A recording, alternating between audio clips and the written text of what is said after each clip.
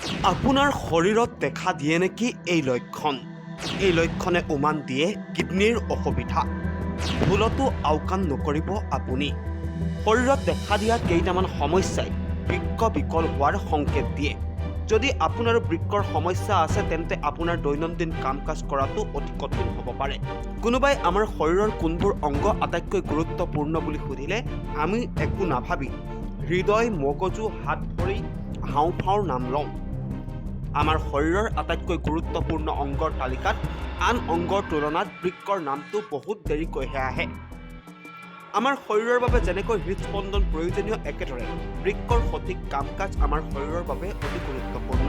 বৃক্কৰ পাথৰ, ক্ৰিয়েটিনিনৰ মাত্ৰা বৃদ্ধিৰ দৰে সমস্যাই আপোনাৰ বৃক্কৰ ক্ষতিৰ ইংগিত দিয়ে।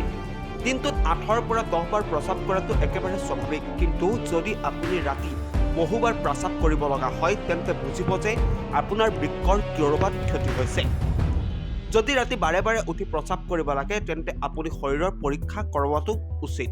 যদি শুই থকাৰ সময়ত হঠাৎ প্ৰচুৰ পৰিমাণে ঘাম ওলায় তেন্তে ই বৃক্ক বিকল হোৱাৰ লক্ষণ হ'ব পাৰে। আচলতে যদি আপোনাৰ ক্ৰিয়েটিনিনৰ মাত্ৰা বৃদ্ধি হ'বলৈ আৰম্ভ কৰে তেতিয়া আপোনাৰ শৰীৰত পানীৰ পৰিমাণ বৃদ্ধি হ'বলৈ আৰম্ভ কৰে। কিন্তু যেতিয়া আপুনি প্ৰস্ৰাৱৰ বাবে নাযায় তেতিয়া আপোনাৰ ঘামচি ওলাবলৈ আৰম্ভ কৰে। গতিকে শুই থকাৰ সময়ত ঘামচি ওলোৱাৰ অৱস্থাটোক আওকাণ নকৰিব আপুনি। যেতিয়া শৰীৰত ক্ৰিয়েটিনিনৰ মাত্ৰা বৃদ্ধিৰ বাবে আপোনাৰ শৰীৰে অধিক পৰিমাণৰ তৰল পদাৰ্থ তৈয়াৰ কৰিবলৈ আৰম্ভ কৰে তেতিয়া এই তৰল পদাৰ্থ আপোনাৰ ভৰিৰ ওচৰ পায়গৈ। ৰাতি বিচনাত শুই থাকিলে ভৰিৰ তীব্ৰ বিষ হ'বলৈ আৰম্ভ কৰে। প্ৰতিনিশা ভৰিৰ বিষত ভুগি থকা লোকসকলে বৃক্ক পৰীক্ষা কৰোৱাটো প্ৰয়োজনীয়। যদি আপোনাৰ কিডনীৰ সমস্যা আছে তেন্তে ৰাতি আহাৰ খোৱাৰ পাছত বমি বমি ভাৱ আহিব পাৰে। যদি আপুনি এনেকুৱা অনুভৱ কৰে তেন্তে নিশ্চিতভাৱে আপুনি আপোনাৰ শৰীৰ পৰীক্ষা কৰোৱাটো উচিত। গতিকে বমি কৰাটোক আওকাণ নকৰিব, কাৰণ ই বৃক্ক বিকল হোৱাৰ লক্ষণ হ'ব পাৰে। যদি শুই থকাৰ সময়ত আপোনাৰ ৰক্তচাপ বেছিকৈ বৃদ্ধি পায় তেন্তে আপোনাৰ বৃক্কৰ সমস্যা থাকিব পাৰে। যেতিয়া আপোনাৰ বৃক্কই আপোনাৰ তেজৰ পৰা ক্ৰিয়েটিনিনৰ ফিল্টাৰ কৰি উলিয়াব নোৱাৰে তেতিয়া আপোনাৰ শিৰাত জমা হোৱা আৱৰ্জনাবোৰ সংকুচিত হৈ তেজৰ সোঁতত বাধাৰ সৃষ্টি কৰি আপোনাৰ ৰক্তচাপ বৃদ্ধি কৰিব পাৰে। যদি আপোনাৰ শৰীৰত এইসমূহ সমস্যাই দেখা দিয়ে তেন্তে শীঘ্ৰেই আপুনি চিকিৎসকৰ পৰামৰ্শ লোৱাটো অতি গুৰুত্বপূৰ্ণ। News desk, P news Assam.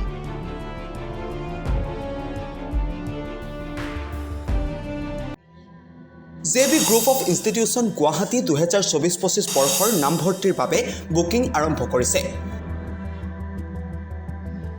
চিকিৎসা বিজ্ঞানৰ বিভিন্ন বিষয় যেনে ফাৰ্মাচীৰ ডি ফাৰ্ম, বি ফাৰ্ম, নাৰ্ছিঙৰ ANM, GNM, laboratory DMLT, BMLT আৰু ফিজিঅ'থেৰাপিৰ BPTৰ বাবে বুকিং চলি আছে।